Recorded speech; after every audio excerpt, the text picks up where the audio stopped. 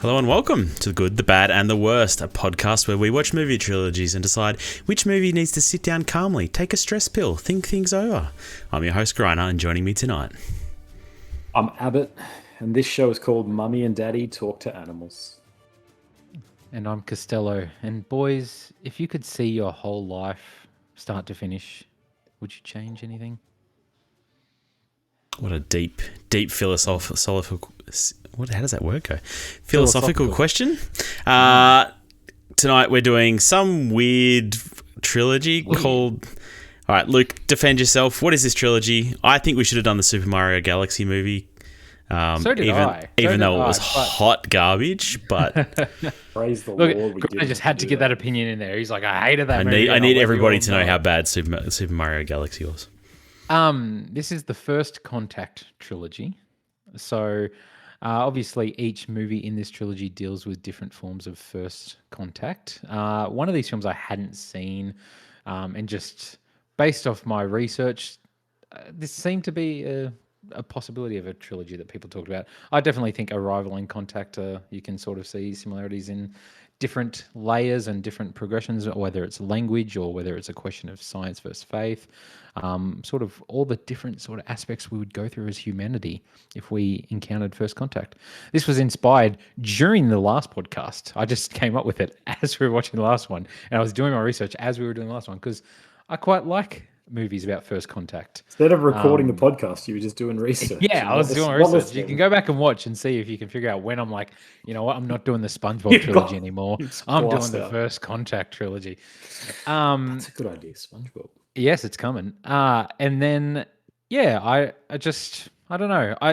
I feel like I also need an excuse to watch 2001: A Space Odyssey. It's been on my probably hall of shame for a long time of a movie I've never watched before, and so many, I guess, visionaries and people talk about, like Christopher Nolan talks about it a lot as like a movie that inspired him a lot. James Gunn puts a lot of inspiration in his Guardians of the Galaxy movies.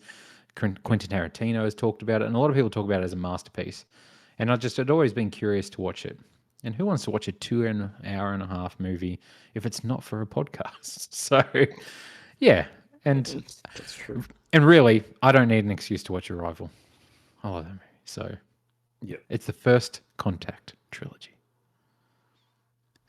The First Contact trilogy.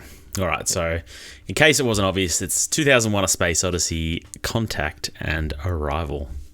Yes. Should we get into some stats? Yes. Stats. Normally, I'd like ask what you think about the thing that connects. Oh, boys, no. How about this? Do you think there's aliens out there, Conan? Intelligent life on other planets?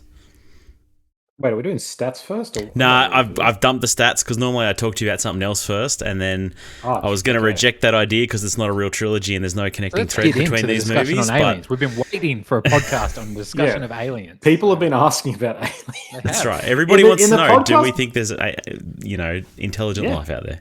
In a world dominated by Joe Rogan, that's all that we really care about, is if people believe in aliens or not. I don't know.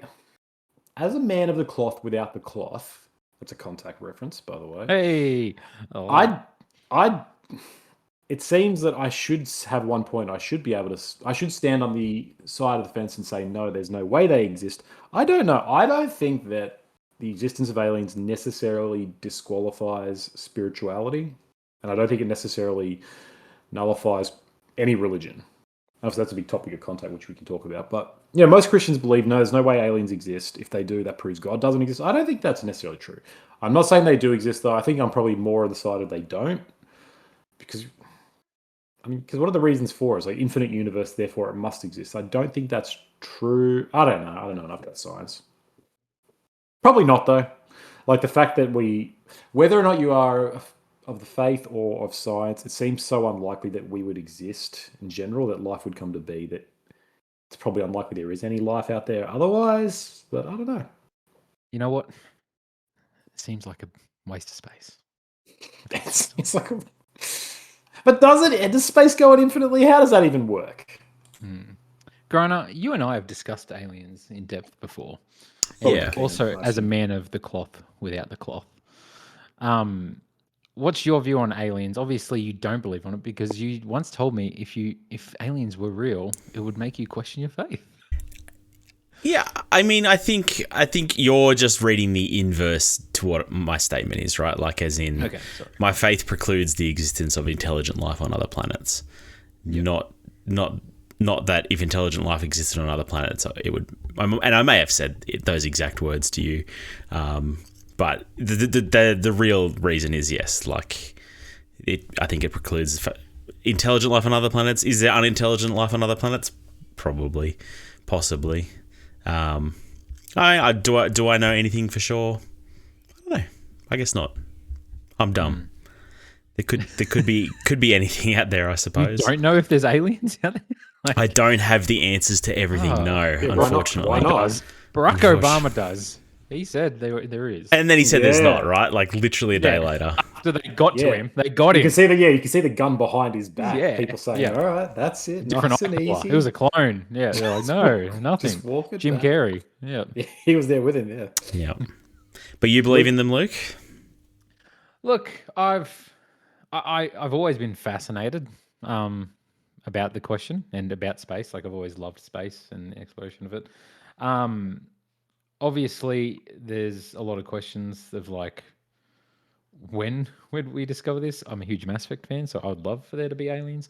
I'm waiting for us to discover, mass relay. But 2189, yeah. Yeah, it's coming. Hopefully I'll make it. But it's hard to say. Like, it does make you go, wow, we are very, very rare.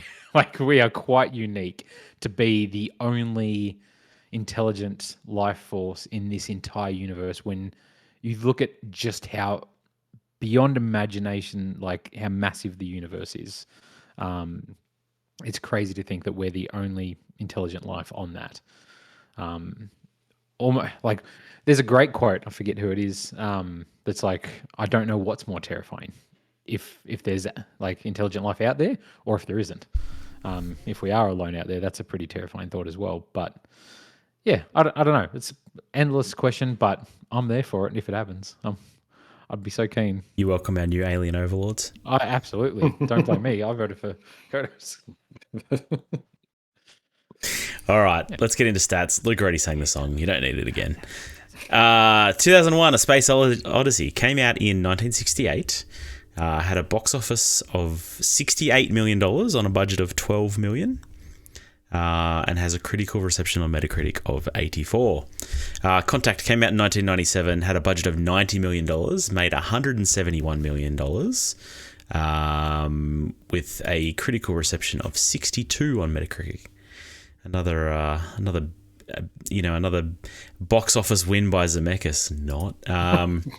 And then Arrival 2016 had a budget of $47 million. I will note that that's half the budget of Contact, and made $212 million at the box office with a critical reception of 81 on Metacritic. Yeah.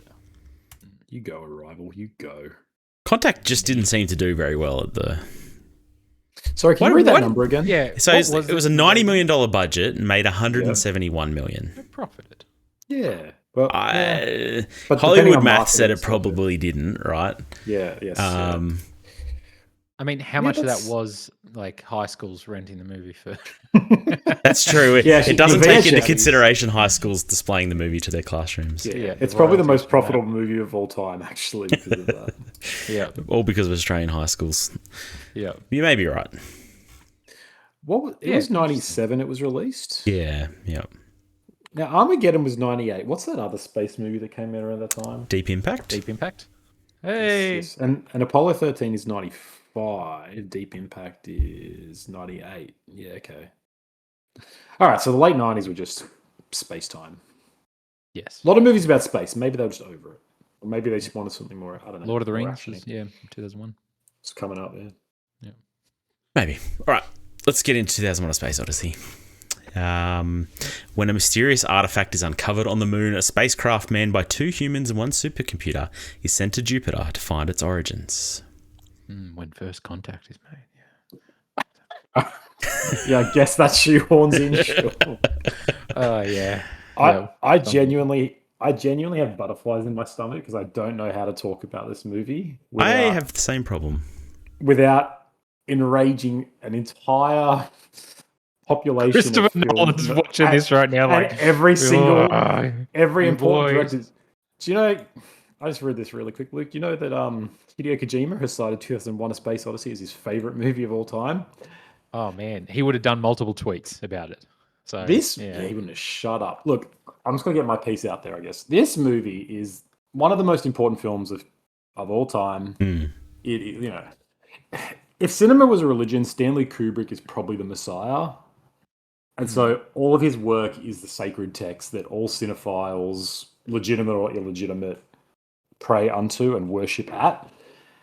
And so not liking this movie is sacrilege. That being said, I don't like this movie. yeah. And this is probably my hottest take. Everyone knows I'm full of hot takes. A lot of smart people are saying this. Sometimes, usually they're correct and they go against the grain of mediocrity. But I sometimes can't wait to see the letterbox score of 2001: Space Odyssey. I'm genuinely anxious about it. I don't know. Every single person of his letterbox career. Every fucking person I follow is like 5 stars, best movie ever made. This movie tops lists constantly. It's constantly referred to as the best science fiction movie of all time. It's usually considered one of Kubrick's best movies, if not his best. Many directors have this as their best film, or at least one of the most influential of all time. Yeah. It's sacrilegious to not say this movie is amazing, but I just don't think it is. Gave it 5 stars. That's right. I don't think this movie is very good. Yeah, okay. This movie is over. Yeah. Sorry, go ahead. Finish your point, please. All right. This movie, I think this movie's overrated. It suffers from the Seinfeld effect. At the time, during the 60s, it was groundbreaking. It was truly revolutionary. And Stanley Kubrick is a great director. Don't think that I'm some sort of like anti-Kubrick guy. The Shining is a 5 out of 5 masterpiece. I like Kubrick's stuff. I just think this movie is genuinely more of like a tech demo experiment than it is anything else. It's groundbreaking for its time. It's astounding for what it did for like visuals, and it showed things that have never been seen before. So it's truly revolutionary. But it is one of the most boring fucking things I've ever seen. I tried to watch this the other. I fell asleep 4 different times. I shit you not.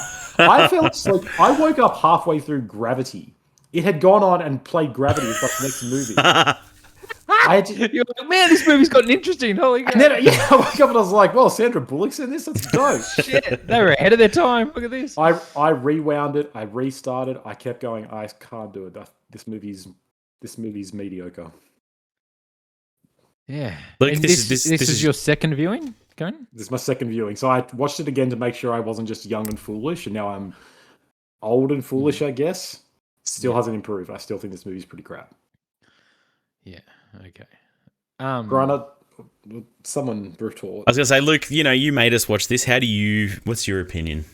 Yeah, so this was, like I said earlier, only one of these movies I hadn't seen before, and it had been on my list. But there was a part of me that I was like, I keep hearing, I'd heard, rumblings on the street that it was a bit of a slog to get through. And so there was a part of me that wasn't super excited to watch it. Look, yeah, more times than not watching this movie, I got annoyed, where I was like, why am I was like, okay, we're 20 minutes in, I'm still watching these apes, and this orchestra music's still playing. There hasn't been any dialogue. I'm like, this could have been accomplished in 2 minutes. And then there's shots later where I'm like, I feel like if I fast forward 10 minutes, I'll still be seeing the same thing with the same orchestra music playing, probably too loud. It was just frustrating me to no end. I was just like, what is this? I was like, this, and then finished it, and I was like, okay, now I obviously need to go on YouTube and watch a explanation of this movie. So I went on YouTube to watch stuff, and they explain it, and I'm like, okay, I get it. And I will admit, there's a part of me after I watched an explanation where I was like, look, I can see the pros of this movie. I can see that, and obviously it is pretty revolutionary for its time. That is the other thing. Throughout it, I was like, holy crap, this was made in the 60s. It's kind of insane. Yeah. There's so many visuals that just kind of still hold up. Obviously, even though it's people in monkey suits, I'm like, that's pretty impressive monkey suits for the 60s. You know what I mean? I mean, that's not the part people drool over. No, initially, no. But... No, I know. But even that, I was like, I would think it'd be worse from a 60s movie. But it doesn't look old. Like No. the shots, it does not look old, and that's why I was always tripped out when I'd see screenshots of like the main character with the lights around him, where I'd be like, "Man, when was this movie made?" And I almost didn't believe this movie was made in the '60s because it doesn't look like other movies in the '60s. And so it is quite revolutionary, and I can imagine people watching it at the time were like, "Wow, this is something else, like completely." Absolutely. And I can respect that and understand it. Watching it for the first time in 2026, it is just. It's a slog to get through. It was boring.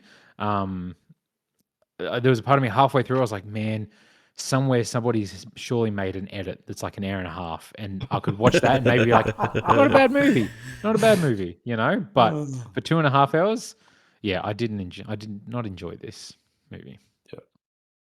Yeah, I agree. Like, it's hard not to watch this and like see the impact this movie's had on cinema. Like, so much of the sci-fi of this movie has just been replicated time and time and time and time again across history, even up to today. Like, I feel like it's informed so much of our, like, the visual language around spacecraft and how they move and how they operate, and airlocks and spacesuits. And there is some scenes in this that are genuinely even impressive today. Like, they're walking down the hallway behind me, and then they get to the end of it, and then they hop into another section, and it's rotating separately to them. So the camera's still, but they're flipping around, and it's like, oh man, like, it's, you think about it and you can figure out how they filmed it, but like, that scene is still really impressive even in 2026. Yes. Yeah. Like, this came out before the moon landing. Like, this movie came out before. Well, yes, it did. The year before. Are you sure? Yeah, the moon landing was 69. Right. Yeah, because this movie came out the year before they landed on the fucking moon. That's because Kubrick filmed the moon landing. That's right. They never landed on the moon. So like, that's crazy. Like, when you think about it, like, they had no idea how space worked, really. Like, or they still don't, because Kubrick did it. Yeah, true. Yeah, we don't know. But yeah, that's like insane to think about. It is. And then even the you know, the evil AI taking over the ship is something, again, like, in storytelling and in history, like, you just see it all over the place. You know, GLaDOS in Portal is one of my favorite characters, and she is just like HAL 9000.2. Like, and we've seen it over and over again. And then the parody of this, like, the amount of scenes in this that I've seen done in The Simpsons and done in so many other shows and movies. Yeah, all absolutely all over the place. Like, it's really hard not to watch it and just see the impact it's had. And I really like 1/3 of this movie. Like, the middle section where they're dealing with Hal, and they're they're getting into the pod to talk, and Hal's watching their lips, and like, is it slow? Yes, but I did find that section entertaining. It has human characters I cared about. Like, it had something going for it.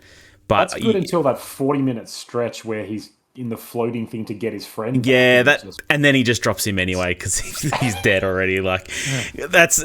Like, again, it belabors its point a lot, and it's still quite long, even in that section. But that section has the most going for it, in my opinion. Like, you're right, the apes at the beginning doesn't do a lot for me. The traveling through the once he started using the weapon, I was like, yeah, okay, I'm here for it now. The traveling through the wormhole at the end is like it's boring. But then watching that and then watching Contact, I actually watched Contact first. This movie looks better than Contact with its wormhole travel. 30 years earlier. Like, there's something impressive about that. But again, he used all practical effects to film it. Yeah. Like, apparently he was affected with the chemicals he used. Like, it was like, it actually kind of affected him, he said. It feels like an acid trip, the second half of this movie. Yeah. Like, I enjoyed that same section you were talking about, Groner, and again, going back to sort of how revolutionary it is. Like, think about what computers were like in the 60s, and he's talking about, like, literally an AI, like, voice talking. It's like, yeah, we deal with that every day. Like, you know what I mean?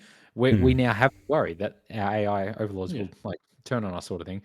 And they've got video phones and tablets in this. Like, it's, like they're FaceTiming each other. Like, that's like an unknown concept back then. And that's what I think it was Christopher Nolan talked about this thing where he's like, how much of technology is influenced by 2001. Like people saw this happening because they invented this technology. Like, oh, imagine being able to do this, and Yeah. then they've gone and done that. I just want to say, Conan, Christopher Nolan talked about like when he watched this movie with his kids when they were younger, they were like, "A talking computer, that makes no sense. That's crazy." Like and he's like, and now like we rewatch it, and it's like, oh well, this seems novel. Like it's just like, oh, this is the thing. You know what I mean? It's super. It makes sense. It makes sense. Christopher Nolan loves this film, like this, because this is very much in the same vein as Interstellar. It's a movie that's written with a science or like a hard science fiction writer. So this was co-written with Arthur C. Clarke. Like very influential and very important in the science fiction literature genre. And so he was the one who, I think, theorized and sort of, wrote about, like he wrote a short story and they co-wrote the script together. And I was reading about some of the stuff when doing this where originally somebody didn't like the idea of a computer reading lips, but then they were like, it turns out computers were already studying to be able to do that. It's like, this guy was on the cutting edge of technology. He's obviously knew a lot about this, and like he was a futurist. And so it is pretty amazing to see that.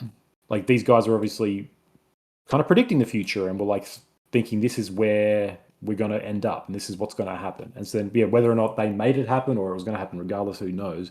Christopher Nolan obviously does that with Interstellar. He writes it with a physicist, and it's all like, it's part of this long lineage of filmmakers doing that. Trying to explore scientific ideas in the form of medium. And that's a great project. Like that's a cool idea. I admire that. I guess the thing with this movie is it's a question now of like, is admiration and respect for something the same as loving it? Like this movie is, top 5 most important films of all time. Up with The Godfather sort of thing. No way around. Like there's a whole Wikipedia article on its influence on culture. And like, it goes in depth on pop culture. Spielberg calls it the Big Bang of his film, the Big Bang film of his generation. Like, yeah. How many people make sci-fi movies because they watched this? Like, literally any of them. Like Ridley Scott talks about, who obviously goes on to make Blade Runner, which is one of the most important things ever. Like every single filmmaker who's made a good science fiction movie has been influenced by this. So there is no doubt of its value at all. Yeah. Yes, I think it's a good movie. Yeah, I'm in the same boat. Like I can say all that and then still be like, I'll probably never watch this again, right? Like, yeah. I can still respect it and admire it without wanting to watch it. Yes. I think it was either Christopher Nolan or Quentin Tarantino. I saw he's talked about how he's watched this movie like 17 times. And I was just like, ooh. And like these people are like filmmakers who love this movie. Filmmakers are freaks. They watch 16 movies a week sort of thing. And so they are obsessed with this stuff because they're studying the craft. And so you can imagine Christopher Nolan or Tarantino or any of these guys like religiously watching this movie and just being so loving it because it's like they are watching their passion. And they're like, I've never seen anything like this. This is like the defining work of my thing. It's like anything you're interested in, right? It's like when you watch a 3-hour YouTube documentary on some obscure bullshit that you're like, this is fascinating. So no one else in the world finds it fascinating. But when you live and breathe this certain thing, in these guys' case, film and sci-fi, this movie is the most enjoyable, engaging thing in the world. And so I get why they are like, they would have seen it dozens of times and they still find it thrilling.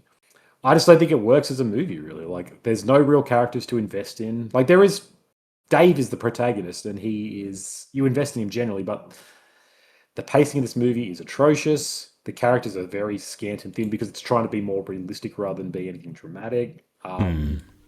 It just takes way too long to do anything because this movie is here not to tell a compelling story. It's here to ponder scientific, philosophical questions. No, I will say... Yep. I will say, like, obviously, I feel like in every aspect, this movie just drags things out, like, to a very uncomfortable long time. The only time I've personally felt like it really worked for me, and I obviously understand for me is a very different thing than most people, is like him taking apart Hal and like decommissioning him. Yeah. And it takes a long time to turn on. He's not just flicking a switch. He's pulling all this up. And Hal's just slowly talking like, Dave, please don't. I can feel my mind slipping away. Yeah. Dave. And it kind of felt haunting. I was like, oh, this feels really dark. Like this feels like ominous. You know what I mean? And I felt like it was powerful for that. The longer it went, it was just like, oh, okay, now I feel bad for Hal. This is like uncomfortable. I don't know, but it was effective for that. Obviously, The ending's a bit of a trip. The monolith, as far as what I've heard and can gather, puts Dave into like a human zoo, and he's observed in it. There's is what so they've many said. interpretations of the ending. This is right? apparently what Kubrick has said. It's like he gets put into a human zoo, and then Why didn't he make at that the- obvious when he made it? If that's what he when he's intended. when he's the old man, he then reaches out and then gets evolved, basically, similar to how the apes evolved and blah blah blah. That was the reading I read, is that the next monoliths are the evolution. thing that cause evolution. So they turned the apes into people, and then him into the Star Child, and Another Star Child, Conan. Oh, I'm sick of Star Children at the end of my. They've ruined all good science fiction. Oh, things. Mass Effect 3. Yeah. And Arthur C. Clarke said that. He was like, he said, if we wanted you to intentionally have more questions, like if you watch this movie and have more answers than questions, we haven't done our job properly. So they're doing that sci-fi thing of just prodding and putting it out there, and cool ideas on like what the human evolution is, I guess, or like humanity's role, and like, raises good questions, things that people have now been prodding for about 40 years? No, 70 years.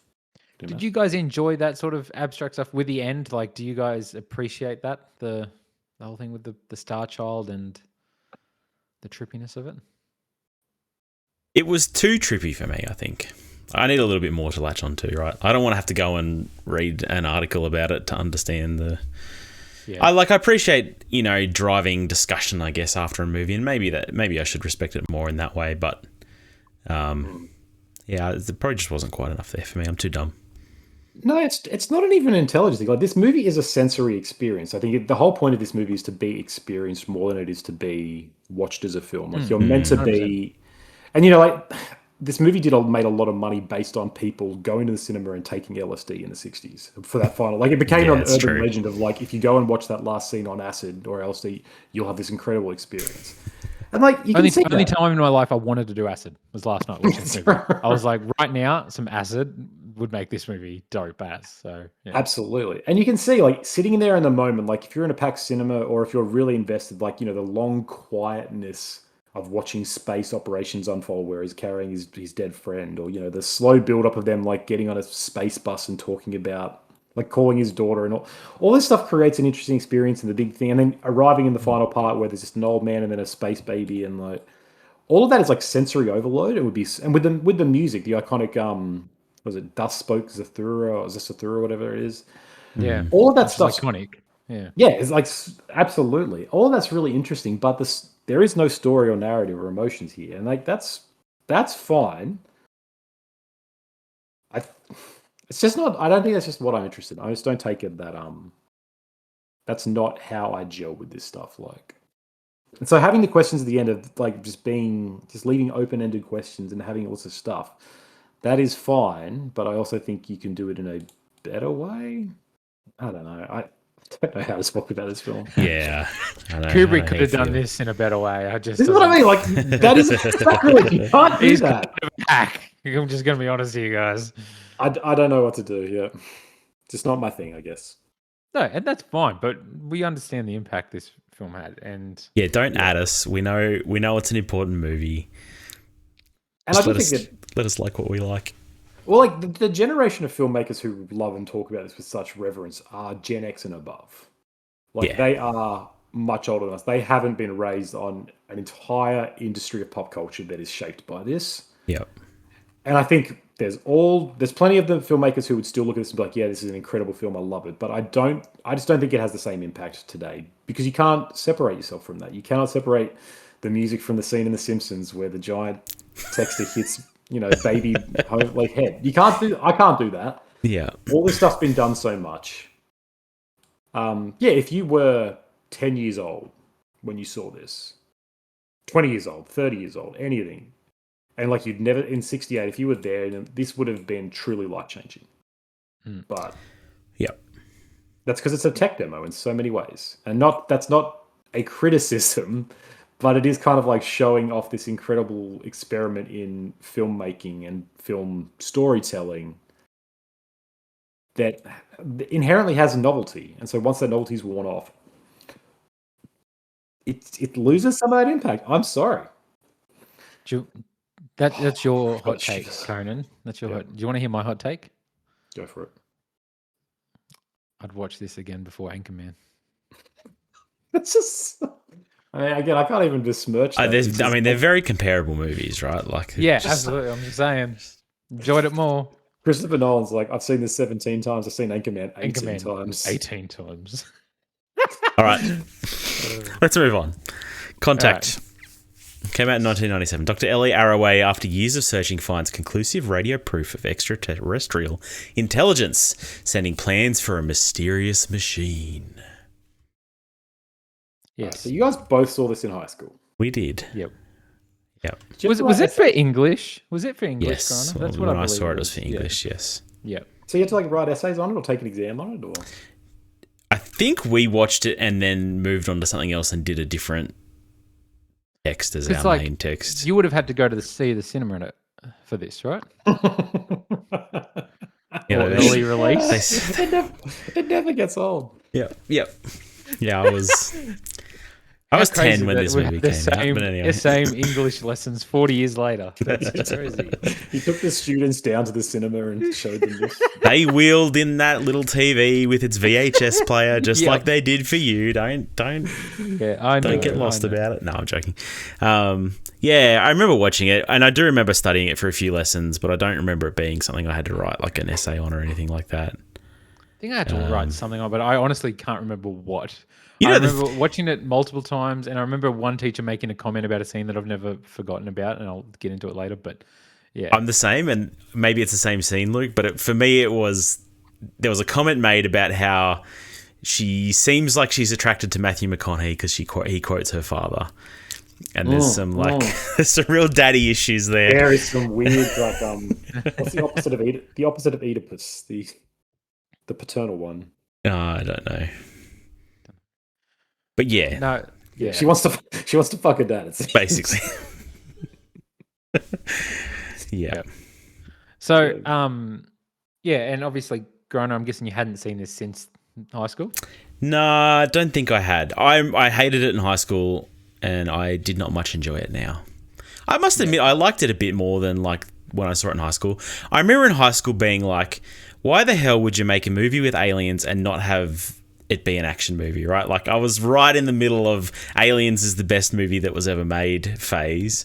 Why the fuck would you make something like this where they just talk about aliens and look at the political and religious consequences? But who cares about that? It does make it a unique movie then. Where no, it does. And it's about faith versus science. 100%. And watching it this time, like, okay, there's some merit here to this. There's still things I really dislike about this movie, but we can get there. Yep. Called the Electra Complex, which is just the equivalent for the Oedipus Complex. So that's like what Electra from Daredevil. Yes, that's what Carl Jung famed psychoanalysis was referencing. Marvel Comics. Yep. Conan, this was your first time watching it. Yeah, never seen this movie. I had seen the scene where she's running up the stairs and does that sick ass cut into the mirror. Yes. All 10 out of 10 filmmaking. Yeah. Robert Zemeckis. This is why you're the GOAT, I guess, even though I hate all your films except for the best film ever made. That scene was coming up and I was like Leo in the chair pointing. I'm like, tomorrow, my wife, like, watch this. This scene is so good. And she's like, what? Yeah. Like, do you not see how impressive this is? Oh, I guess so. What's I'd never seen it before, but then like 2 weeks earlier, it was on a Reddit that came up, and I was like, holy shit, that scene's amazing. And there's like context, like never heard of it, probably a lame film, and then didn't even put them together. And then I see it here, and same deal, Leo at the script. Very impressive. Yes, never seen it, didn't know anything about it. I don't care for Robert Zemeckis, so I'd never chased down his films. This movie is okay. Great idea, I think. Like, I really like the tracking radio ways for aliens. I actually really like that kind of hard, no action, hard sci-fi. And again, this was co-written with Carl Sagan. Carl Sagan, famed physicist. Like all these movies are written with nerds who are like, here's the science, and they're like, great, thanks, nerd. Oh, actually, this is what it would be like. That's right. And so all the stuff like the hardcore radio numbers and words they're spouting out is really cool. Yeah. I think Robert Zemeckis' schmaltzy kind of saccharine nonsense really kind of torpedoes most of it, though, unfortunately. Which is a shame, because this idea of, like, hearing Contact that could be aliens, and then that tension between science and faith, which don't need they aren't a rivalry. Science works with faith. I just think we need to get this out of the way. This is not in the real world. Religion is not counterintuitive to faith. You can have both. In fact, they complement each other. But I think that's literally Matthew McConaughey's character, right? Yeah. Like, you sound exactly like Matthew. I think that point of view is presented here as well. No, is it? He's. I guess, yeah. He's not just the eye candy that reminds you of your dad. He's also a man of the cloth without the cloth, right? So he is the coolest spiritual writer ever put to screen. But yeah, such a cool priest. Such a cool priest. I just don't think this is a real blockbuster way of engaging with it, which is a noble experiment. Like blockbuster films engaging with heady ideas. Again, Interstellar goes on and does it 20 years later. And has the same problem at the end. Yeah, and has Matthew McConaughey. I also has Matthew McConaughey again, yeah. But yeah, just doesn't stick the landing for me. Luke, what are your thoughts? This thing, I remember watching this in high school, and I don't remember being like, oh, I dislike this movie or whatever. But there's a few key things from this movie that I've always sort of remembered that I liked from it, and so I'd always had been keen to go back and watch it. My wife hadn't never seen this movie or heard of it, so it was exciting for her to watch it. She enjoyed it. Had a few issues with it, obviously. It's not a perfect movie. There's a few things I'll say about this. Like, I know I'm really on board when she's trying to discover aliens and just like you said, Conan, using the radio stuff and all that. I really like the machine they built. I think the whole thing of these spinning discs and just dropping this ball into it is such a cool idea. And I remember being like, wow, that's a really cool visual aspect of how to send somebody to a different dimension or whatever, or send them through a wormhole. It looks really cool. And the fact there's this other force out there that sends them these plans is really interesting to me. And I quite like that. And I don't know why the last line always stuck with me. I always remembered there was 18 hours of static, and I remember in high school being like, goosebumps.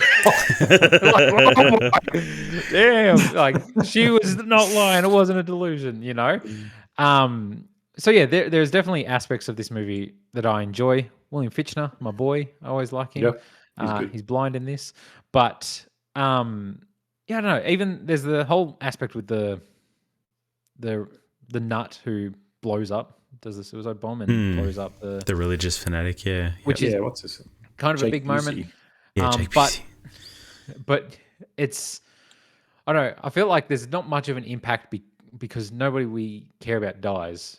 Like somebody we dislike dies, so it's like, cool. He died, yay! And it's kind of like, oh, but we built another one the whole time, so don't worry about it. That's the weirdest cop out of it. Is don't tell anyone we built a second secret one in Japan. Yeah, it's obviously it's there just as an excuse to get her to do it, because how else would she be the one to take this trip? Yeah, and they spend a lot of time dealing with that. We're like, well, we're gonna have to vote on you, and this guy is better suited for the job. No, she didn't get him because she doesn't believe in God. Well, that's the ultimate trump card, which, hey, I think my wife's problem with this was she's intelligent enough to know how to answer that question in a way that gets her through. You know what I mean? She could have. Oh, but it's not even honesty. She could have worded it in a way of oh, look, I don't know. I'm open to any interpretations. I'm want to be proven to, but she was too horny seeing Matthew McConaughey there. That's the thing. I just said she was stumped by Matthew McConaughey. Just being like, is that my old man there? What am I doing right now? I'm so conflicted. And there's I don't know. It probably doesn't hold up as well now, but I always kind of liked the contact aspect of it, where it's this vision, and it's just but I don't know. I remember liking it back then. This time, not so much of this is what I think, because he also acts like her dad, which is kind of weird. It's this isn't your dad. It's an alien force, and he's putting his hand on her face. It's oh, this is weird. An alien wouldn't be oh, look at you, Stardust, or whatever he calls her. It's you're not her dad. You're doing this to make her more comfortable, but you're not going to actually, start, I don't know, doing anything if their weird relationship. But like, it's just so it doesn't hold up as much. But there's aspects of this I really like. I don't know, even seeing the way the world reacts to it was just like there's all these people showing up to these towers, like basically having like a Burning Man festival outside of it, and just seeing the way all the different people react to it is interesting. And I don't know, it sort of puts in an interesting perspective of how would our world react in this sort of instance. But yeah, it has flaws, obviously. Yeah, I kind of like a movie that wants to try and show like the reaction of the rest of the world to some major event. Like there's other ones where the world's going to end and we get a glimpse of how how do different people react to that news, and they they go out and do their thing or whatever. And this movie, I like this movie trying to take a realistic look of like, okay, we've made first contact, what happens now? All the nerds get excited, people think it's the end of the world, religious sects start up, and then they talk about a group like all just killing themselves because a cult killing themselves. Yep. And I mean, we get that in Arrival a bit too, but there's a Letterboxd review, and it's how does she make it through the entire movie without punching someone? Like this whole movie, she like there's a big undertone of like she's a woman and she can't possibly be the one, right? Like she can't be the one that goes on the trip. She can't have solved this problem correctly. Like she's made a mistake or something like that. Like there's a lot of dismissal of her. And man, it's frustrating, but I actually kind of like that part of the movie. Like she perseveres through it, and very like Jodie Foster's good at that. Very reminiscent of Silence of the Lambs. It's really the character niche she's carved out for herself. Obviously, Jodie Foster, Matthew McConaughey. It's like a good cast. And they play their roles well. What was I going to say? There's a point I wanted to make. What do you guys make? And it's actually something I'd completely forgotten about. Watching it like again since high school. The weird like eccentric billionaire character. Hertz character, yeah, Elon Musk. What's I don't know how I feel about that whole aspect with him involved. Well, this movie's aged poorly because of that. Because his sort of turn to altruism at the end, whereas like, I want to give back to society. Clearly doesn't happen. We're seeing these people in real time, and they don't want to give back. They want to keep taking. Yeah. So to see him be like, in my dying moments, I just want everyone to advance forward is dated pretty poorly. Like again, there's a lot of conveniences in the script where like they kind of need this eccentric billionaire to just have chosen Ellie's character to be like, don't worry, this thing. I secretly funded this second one, so don't worry. Specifically, you can do this quest. Like it's a lot of contrivances that kind of detract, Yeah. But man, that ending is a stinker. I really hate when she lands on that beach and her dad's there and stuff like it. Just, I mean, the same reason I hate the end of Interstellar. Like it's the same garbage, sappy nonsense. Oh, okay. That's not just. Nah, it's bad. No, it's so bad. Yeah. It's like, let's make this movie that's scientifically accurate and then do this shit. Like, I don't. The bookcase is. It boggles my mind. Yeah. In fact, kudos to 2001 for not just concluding with like love is what keeps us advanced. It's just like we're fucking weird. And the future's gonna go whack. Yeah, this movie does that same bullshit problem. Just love is why do they even make contact? What was their reason? Yeah, there's not even a good reason, right? It's like, this is just the first step. We'll get in touch later. This is what we do. This is what we do. Yeah. And that's where it falls apart. Yeah. Really kind of silly, and like we picked you, I guess, because I don't know. It's almost like they had this idea for a movie or a story, and they're like, okay, how do we end this? Like, what is the reason for them making contact? What do the aliens look like? And it's like, let's make it her dad, and nothing really is resolved. Cool. All right, done. Yeah. I think that's it. Like 2001 has that problem of like it sticks to its scientific guns, and that clashes with traditional like sort of storytelling, because like story needs pathos, it needs emotion, and 2001 is very clinical. This movie, I think, like Zemeckis is an emotional filmmaker. He plays on that way too much, and I think that's it. Like this is obviously written, like you said, by Sagan. This is a scientific treatise in a lot of ways, but then they're like, we need to make this conclude like a film, and that needs to be an emotional ending. We need to wrap this story up. which is the right way to approach it, but this is the wrong way to do that approach. Like, yeah, it's way too sickly. It's way too just nonsensy. Yeah. Like, you want to know a great science fiction film with emotion? Ad Astra. Why aren't we just doing 3 of that in the trilogy? Ad Astra again. That's the Ad Astra trilogy. It's coming. Yeah, it's coming. My solo pod, baby. Yeah. So, but overall, I did enjoy this movie. I sat down. I was able to enjoy this movie, and yeah, I don't mind it. Right on. I like Matthew McConaughey. Yeah, I love All right. All right. Arrival came out in 2016. Linguist Louise Banks leads a team of investigators when gigantic spaceships touch down around the world. As nations teeter on the verge of global war, Banks and her crew must find a way to communicate with the extraterrestrial visitors. Is Denis Villeneuve the greatest filmmaker of all time? Yes or yes? He is.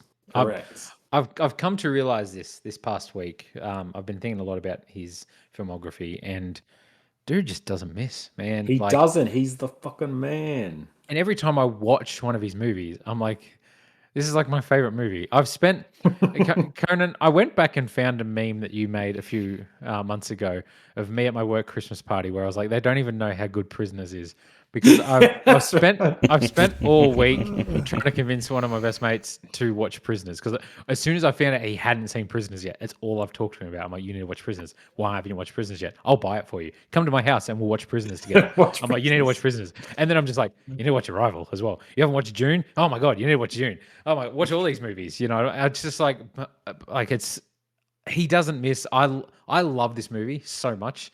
And like when I watched this again on the weekend for the first time, it'd probably been a couple of years, 2 years since I last saw this movie. I feel like Conan, possibly the best use of On the Nature of Daylight by Max Richter, what I associate it most with. And it's still, no matter how many times I see this movie, like when it wants to, it pulls at my heartstrings so much. Like it does things so well. The atmosphere, the music, the aliens, the language, it's just, everything is done so interesting in this movie. Like, I adore this movie. I watched this with my kids. I was like, my son loved this movie. He was super fascinated by it. And then last night, I went into, if he was asleep, and he usually plays music on his iPad, and it's usually some Logan Paul, I Show Speed music or something. But last night he was listening to On the Nature of Daylight, and I was like, yes. I was like, yes, my boy. I've done it. I've won parenting. I've beaten brain rot. Yes. Yep. I've brain rotted him with Denis Villeneuve. Fucking yeah, Griner, I don't know. Well, we've never talked about this movie, you and I, so I'm keen on your thoughts on this. You don't talk to me outside of the podcast. Sorry, no, we don't have any interaction. No. I'm going to be honest. Holy That's fine. I think this movie's kind of overrated. Oh, you're overrated. I'm going to be totally honest. I don't hate this movie. I think it's pretty good. I don't know. Just doesn't really do it for me. A lot of bad takes. Conan, we really need somebody who can do the tech side. Oh yeah, heaven forbid somebody should have a dissenting opinion on this podcast. Let's all sit here and circle jerk with the same opinions for 2.5 hours. It's all fine to ship it. With like it's all fine to disagree about Kubrick, but you don't disagree about Villeneuve. Yeah, that's just a fact, man. He's like the one true God. Kubrick was like the false messiah. He's a great filmmaker. I like a lot of his films. I think. I don't know. You've this seen movie. I've seen it before. I liked it more the first time I saw it. I think having seen it before, like, there's no twist, right? Like, when is a twist? No, but I mean, I've seen it before. I know the twist. There's nothing to surprise me there. It's a little slow, if I'm honest. It kind of like a little bit like 2001: A Space Odyssey. You know, it's sniffing its own farts.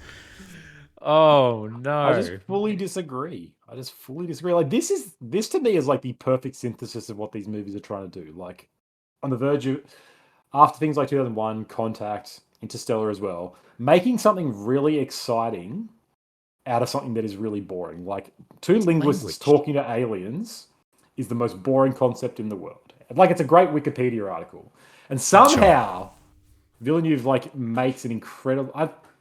like a thrilling. It's like sort of makes a political thriller out of it almost. Makes it dramatic. Yeah. Makes it really resonant. Like this movie never really steeps into. It never tries to cheapen itself by being like actiony or too heartfelt. Like it has the one scene with the descendants, whatever that word is, who are going to blow it up. Yeah. But that's kind of like that is a tense blip that builds. It's never like it's going to action commando stuff. And it's not punching you in the face with it. It's not like no. It's just like you kind of sense something's happening, and then they just go for it. It's like, oh shit, this has been building like in the back. Like I didn't think it was coming to this point already. Yeah, it shows a few of their scenes where it's like, okay, there's something happening here. Granted, what? And then it happens, right? And then they just hand wave it away. Like there's no, and maybe it's not the point of the story, but I just think kills Abbott. Does it though? No, he's in death process. He's in death process, but also the ships just disappear very soon after that. Like the whole point of their arrival is to be in the death process. No, it's to save themselves. Yes, by telling people 3,000 years earlier, even though they don't believe in time, to help them in the future.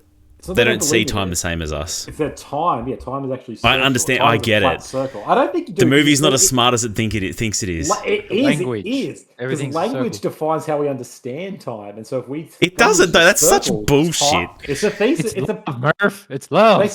They suggest the hypothesis in the film, whatever it's called.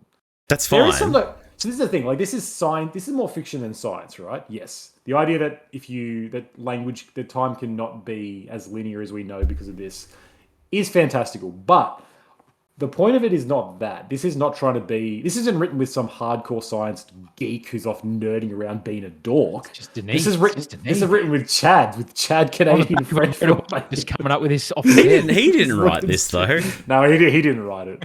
But he definitely made it his own. But like that idea of language shaping how we approach life is profound. And because we in the West have this idea, like you read from left to right, like, and she's, the whole thing she's talking about where like the Chinese are playing through mahjong. She's like, language is now a game that has winners, losers, sacrifice, compromise. That like this thesis on language is truly fascinating and is really profound. This idea of, like linear language shapes you in a certain way and you don't think about it. And that's how you understand the world as beginning and an end. But we are maybe more than that. We shouldn't be as conclusive as that. We don't have. Maybe we shouldn't see our lives like that. And obviously, that becomes the whole point of Amy Adams' character. Where would you change your life if you knew how it ended? Those are incredibly cool questions, and really important, and really compelling, and powerful. Did it tug on your? Do you have a heart? Like, did it tug on your heartstrings? Like the? No, I get it. Like I get it. Like it is. I like what it's exploring. It's interesting. Oh, for goodness sakes! I like. Whatever. Yep.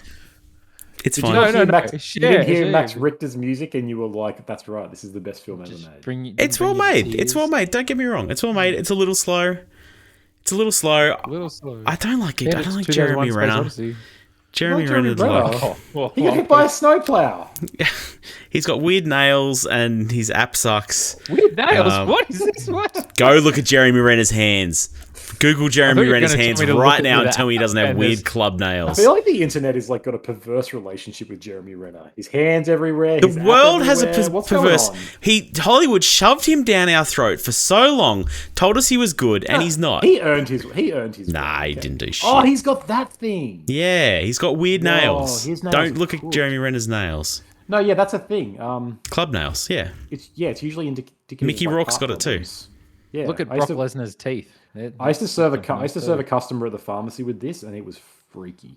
Like he'd hand you the cash, and it was confronting to see it. Yeah, he might be listening to this guy. That's dope. Well, oh man, the stories I could tell.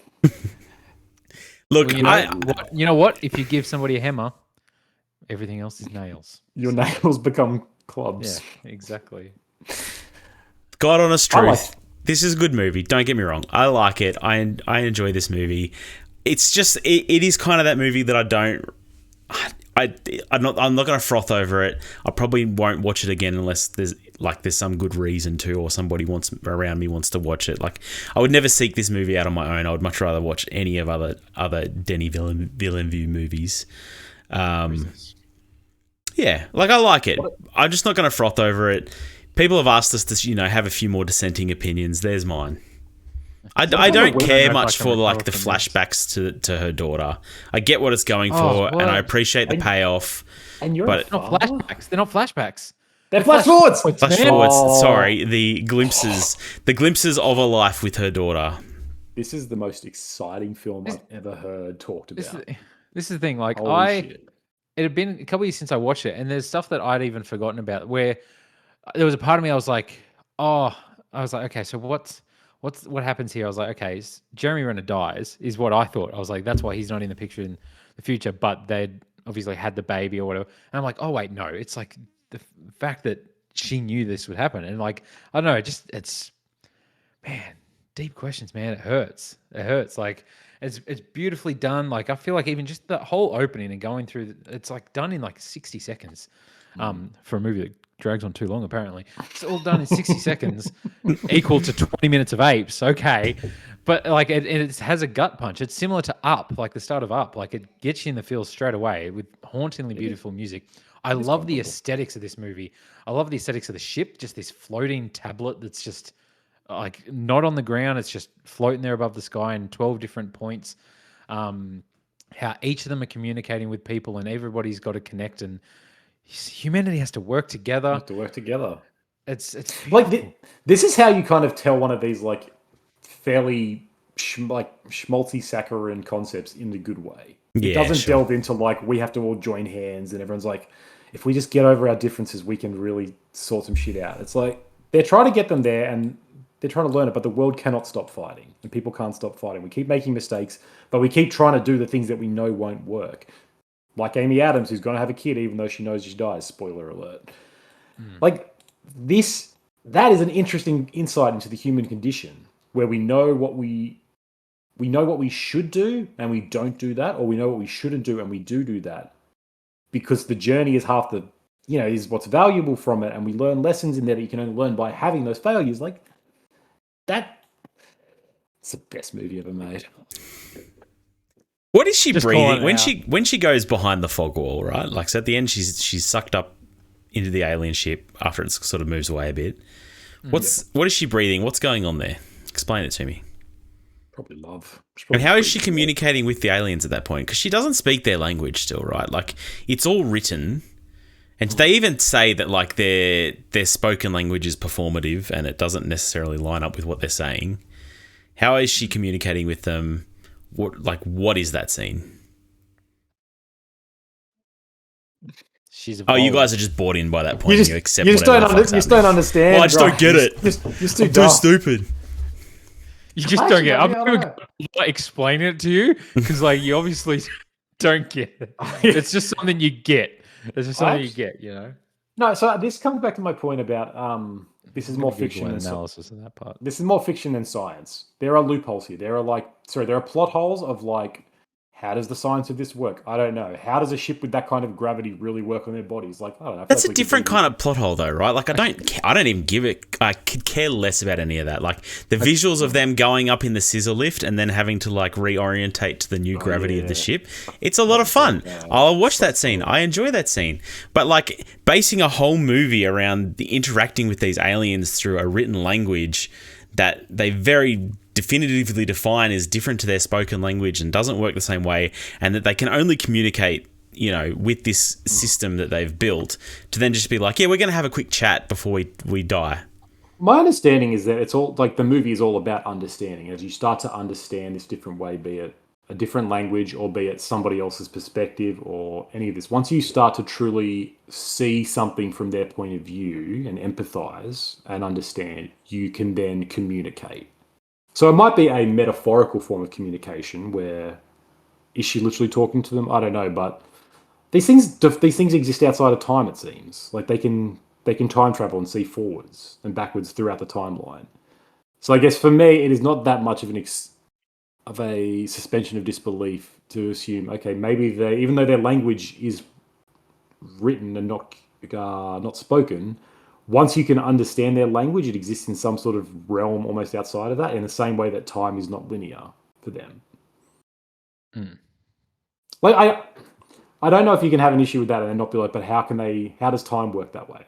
Because it just doesn't. That's not how time No, works. and I have a problem with the time travel, like the circular logic of the time travel in this movie as well. But And that's fine. I think we've talked about that as something, probably Back to the Future. Oh, we time have. travel is not about the science. It's about what that question of traveling through time and all this says about you. And that's why...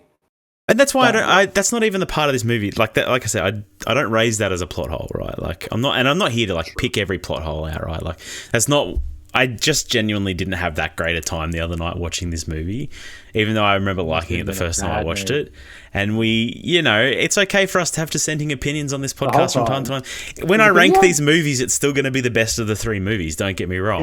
Is it because you had a photo of I'm just Jeremy not going to Renner's sit nails here on your phone? and masturbate over a picture of Denis Villeneuve like you And guys. for 2 hours, you were just looking at Jeremy Renner's nails like, that guy's fucking nails are so good. Like, show me. They didn't show his hands enough in this movie. I want everybody to see his hands.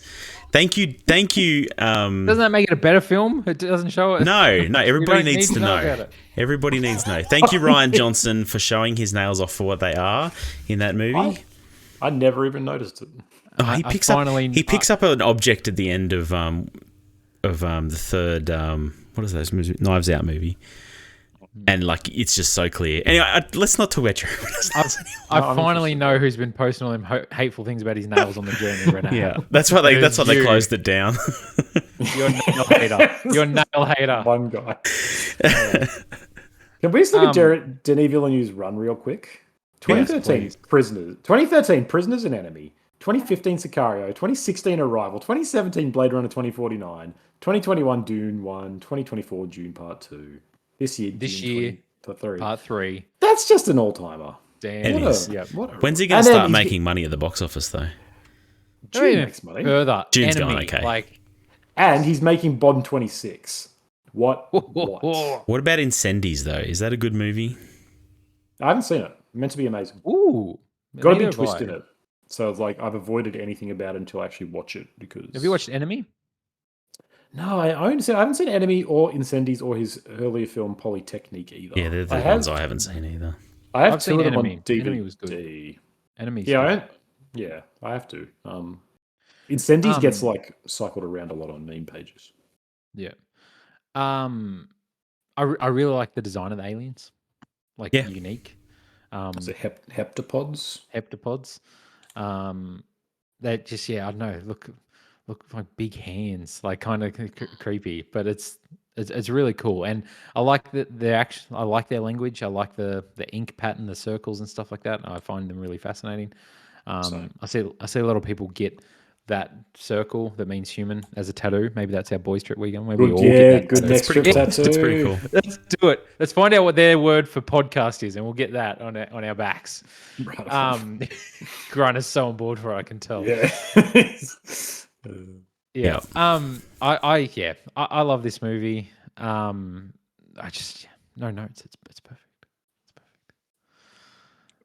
I don't think it's perfect, but it's pretty effing amazing. It's pretty amazing, and it hits me in the feels. Like I don't know. I even like the color palette of this movie. I really like. It's obviously got like a more somber, depressing tone to it. But even just like the shots of her in her house, all this sort of stuff. It's just everything's beautifully shot in this movie. Yeah. Everyone's really good. Everyone's really good in this movie.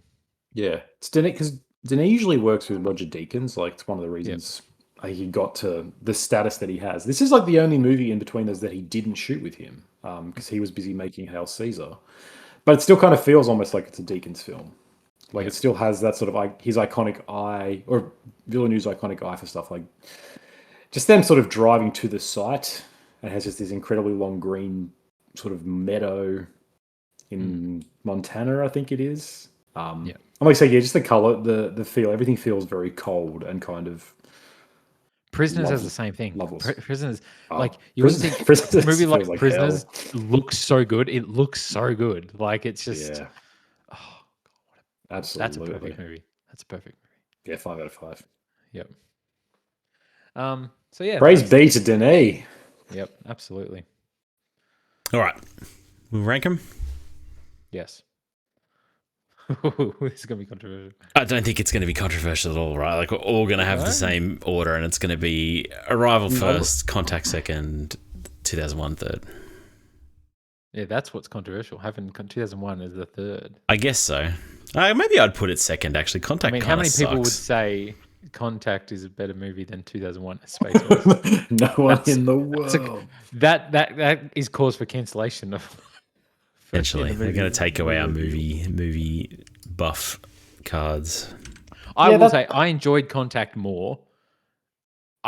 I can't necessarily say Contact is a better movie, but I don't know. Yeah. It's weird. It's a hard. Yeah, thing. this is that weird paradox where watching 2001 is like pulling teeth, but it's just an objectively better movie than Contact is.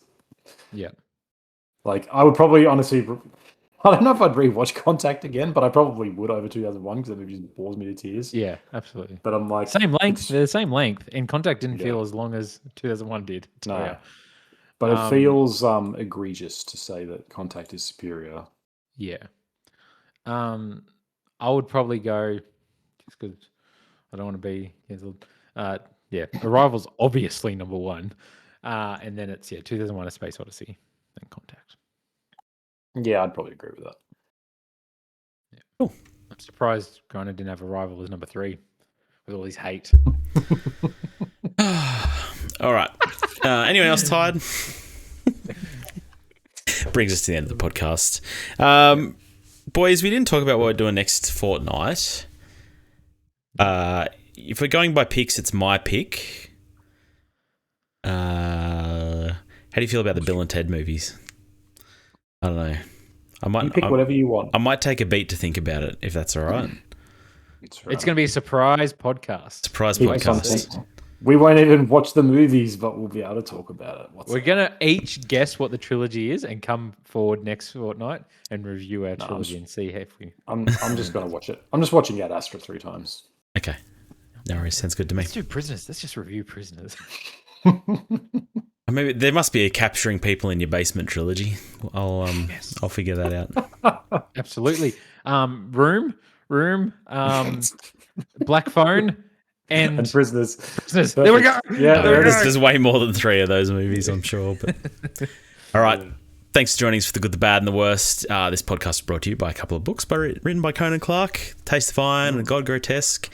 Now, remember when you go to look for these movies, this man did not like 2001: A Space Odyssey. So Can you trust? can you trust his writing? It says that on the back here. It's actually a quote. Yeah.